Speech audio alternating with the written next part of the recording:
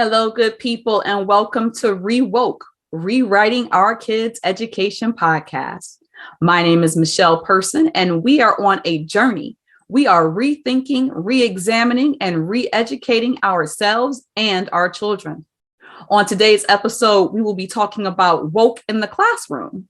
Why is a woke classroom important? What does a woke classroom look like? Whose job is it to ensure that a classroom is woke? If your child's classroom is not woke, how do you advocate to ensure that it is? Beth Morrow, a middle school teacher from my home state of Ohio, once said, "Success in a diverse classroom comes from a balance of student self-awareness and community acceptance of others." So tell me, are you woke?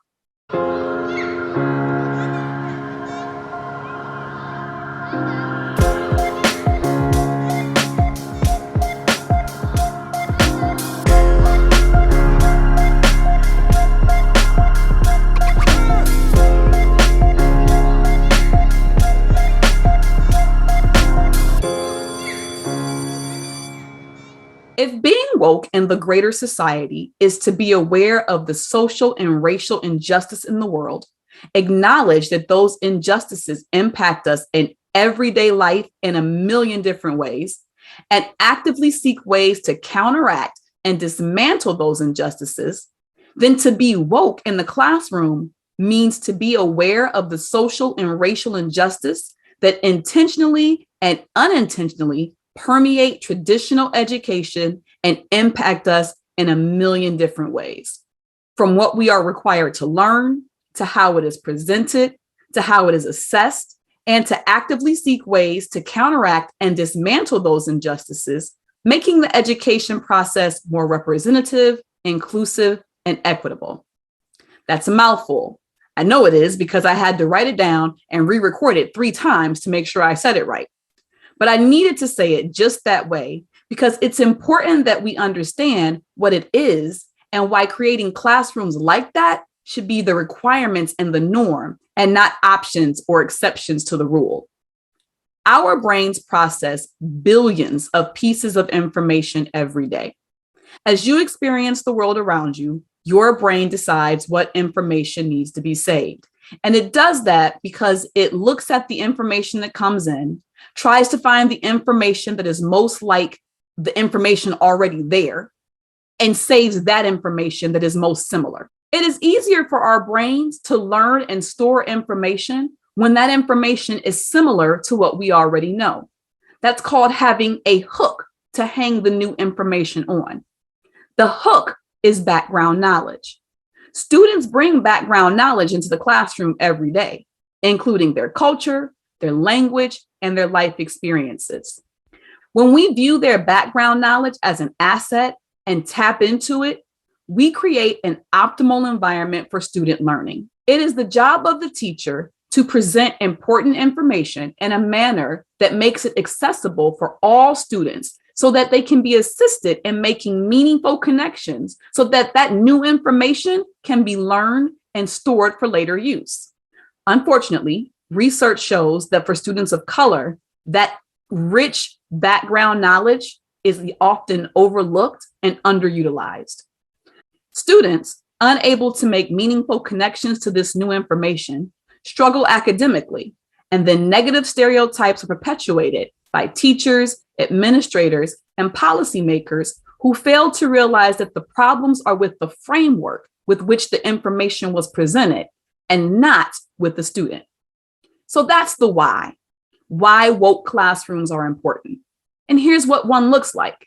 Now, disclaimer, culturally responsive teaching or woke teaching is a mindset about how children learn best. It is not a set list of strategies that will magically make one a woke teacher. Someone can utilize some of the following strategies in their classrooms and still be terrible. Or they can implement none of the strategies and be phenomenal. Highly unlikely, but it is possible. This list is simply to give you some look-fors on what to watch for in the classroom.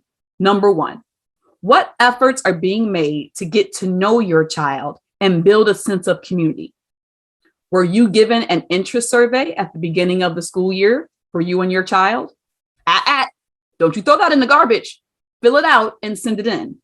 That survey is the first step in creating a relationship with your child and their teacher. A good teacher takes time to read those surveys and takes bits and pieces from each one to make decisions about how to run her classroom, what extension projects they will do, what interest-based resources they will pull in, what should they be on the lookout for. All of this information comes from that survey that you just threw in the garbage. A woke classroom seeks to build relationships with the students first. Interest surveys, getting to know you projects, regular class meetings, sharing times, all those things help cultivate a sense of community. That's how they grow that background knowledge. And it's that background knowledge is going to help them in planning their lessons for the year. Number 2, have you been invited to the school or classroom to volunteer? After building relationships with the students, the school and the teachers should be looking to build relationships with you. Are there regularly scheduled family engagement events? Is there a monthly newsletter? Do you read it? Is there a flexible policy about when you can meet with teachers? The most powerful thing that I ever did as a teacher was to get my class roster as early as I could from the school secretary, and then spend time making phone calls to each one of my parents before school started, before little Johnny forgot to do his homework, threw a crayon, or cussed me out, before there was a problem. That's when I made my first phone call. It was an opportunity for them to speak to me when they weren't embarrassed or defensive. They could share tips with me on what worked best for their kid, what they liked, what their child's triggers were, and what they would like to see their child be able to do by the end of the year. It was a little time intensive, but I'm telling you, those 2 to 3 hours I spent at the beginning of the year saved me so much time over the course of the actual school year.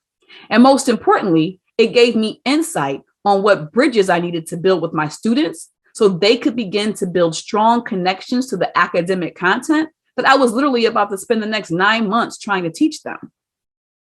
Tip number 3, after you check to make sure your teacher is working to learn more about your child and working to establish a partnership with you, it's time for you to do a little homework on the teacher. Our kids like to talk, they like to create, they like to move. Any teacher working with Black and brown kids that expects them to sit silently in a seat for 20 to 35 minutes and listen to a lecture and then complete a worksheet, that teacher is not woke. Most schools have some sort of back to school night before school begins where you can meet your child's teacher. They will have forms for you to fill out, surveys for you to fill out, but you make sure you ask them some questions. What teaching framework do they utilize in their classroom? Listen for terms like project-based learning, inquiry learning. This means that the goal is for the learning to happen more organically, and they will tend to be driven by an essential question. And the students will have a say in everything from the direction of the learning goals, the activities chosen, and how the learning is ultimately assessed. Socratic seminar, think, pair, share, classroom carousels, and learning walks. Those are all different strategies that teachers who understand how children, small children, Black and brown children learn will incorporate into their classroom. The teaching strategies that I just named encourage discussion, critical thinking, and reflection. Our kids excel when they are given these types of opportunities. How is learning being assessed? Is it traditional tests and quizzes with strict percentage and point structures? Or is it portfolios, presentations, and performances with customized rubrics that measures outcomes? You're looking for the latter. Now, I'm going to be honest, it can't be projects and rubrics all the time. Tragically, that is not how the traditional public education system is set up, but there should be a mix. And if you don't see it, you need to ask why those techniques and strategies are not being utilized. Look for number 4, ask to see the curriculum. Chances are they will give you several district purchased textbooks, one for reading, one for math, one for social studies, and one for science. Flip through them. You're looking to see what the ratio of Black and brown imagery is to Caucasian. For me, at minimum, it should be 50-50. At best, it should be 3-to-1, meaning a child should see 3 images that look like them before they see one that doesn't. I'm telling you now, you probably will not see those ratios in the textbooks that they show you. So your follow-up question is, how does the teacher plan on addressing that disparity? Some teachers will show you supplemental novels and units that they have created on their own time to increase access to diverse content. Smile, you got one of the good ones. Other teachers will look at you and say, unfortunately, this is the curriculum that the school has provided, and though they empathize, it's a district requirement, yada, yada, yada. Run. That is not the response of a woke teacher. The fifth look for is to pay attention to the school's discipline policies. Are consequences primarily punitive? Something like 3 checks equals a detention, 3 detentions equal a suspension, et cetera, et cetera. Look for how many non-negotiable or zero tolerance policies there are. Hint, the more there are, the less woke they are. You want to see logical consequences. So if your child writes on the wall, they have to spend time making the wall more beautiful because they harm the school community. You want to see personal behavior plans if your child has consistent issues in the classroom before they get kicked out of classroom and get sent to the principal's office for their 3rd strike. You want to see community circles, like we talked about earlier, class sharing times where there is opportunities for students to talk and get to know each other and build relationships. And most importantly, you want to see language that talks about repairing harm, restorative justice. Now, if you're thinking to yourself, Michelle, I don't see any of these things at my child's school, then you need to be doing 2 things. 1, researching area schools so you can transfer your baby, or planning your mode of attack. And I don't mean attack as in a barrage of F-bombs and a long list of demands that you march up to the school and staple them to the front of the schoolhouse. I mean planning how you, and hopefully a group of other concerned parents, because trust me when I say there is always power in numbers, will go about addressing these deficits. The first line of defense is always the classroom teacher. Reach out to her, ask questions, share resources with her about the neighborhood and the culture. Remember, you live in this neighborhood every day. She doesn't. The definition of ignorance is the lack of knowledge. She truly might not know. But then after you talk to the teacher, you need to examine your role in the school. Are you in regular attendance at the evening family events hosted by the school PTA? Are you an active member in the school PTA? Is there even a PTA to be active in? A closed mouth does not get fed, and never is that more accurate than in this example. Change starts first from within. And if you are not an active member in the school community, do not expect a lot of change.